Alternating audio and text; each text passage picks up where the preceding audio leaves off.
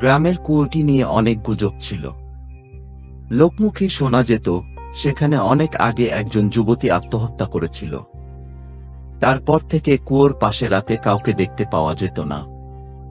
একদিন রিয়া, গ্রামের সবচেয়ে কৌতূহলী মেয়ে, কুয়োর রহস্য উদ্ঘাটন করতে চাইল। সে দিনের বেলায় কুয়োর পাশে গিয়ে দাঁড়াল।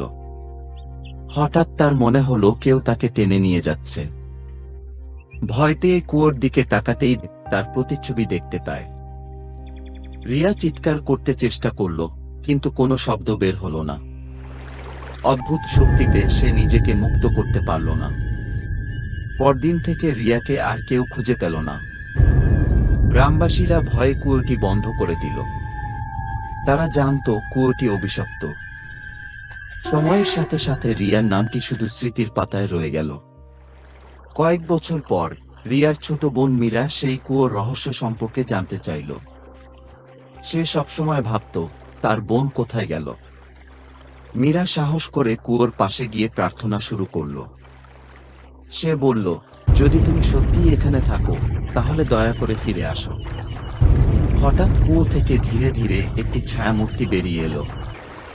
মীরা চমকে উঠে দেখল সেটা তার বোন রিয়া। রিয়া বলল, আমাকে কুয়োর প্রেতাত্মা বন্দী করেছিল। তোমার প্রার্থনা আমাকে মুক্ত করেছে।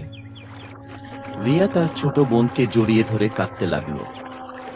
মীরার চোখে আনন্দ অশ্রু।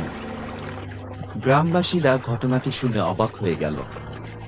তারা বুঝতে পারল কুয়োটি সত্যি অভিশপ্ত ছিল। তারা কুয়োটি আবার খুলল, তবে এ নিয়ে সাবধানী ছিল।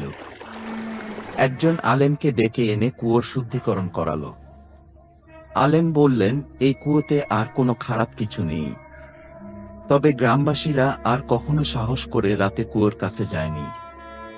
রিয়া ও মীরা কুয়োর রহস্য উদ্ঘাটন করে বুঝতে পারল সবকিছুর পেছনে একটি কারণ থাকে। রিয়া জীবনের মূল্যে শিখল, কৌতূহল সবসময় ভালোর দিকে নিয়ে যায় না। তারা আবার নতুন করে জীবন শুরু করল, তবে কুয়োর রহস্য তাদের জীবনের একটি অংশ হয়ে রইল। কুয়োটি এখন শুধুই একটি স্মৃতি, একটি সতর্কতা যে অজানা জিনিসের পেছনে না ছুটে জীবনের সঠিক পথে চলা উচিত। এভাবে রিয়া ও মীরার সাহসিকতার গল্প গ্রামবাসীদের মধ্যে নতুন করে বাঁচার প্রেরণা দিল।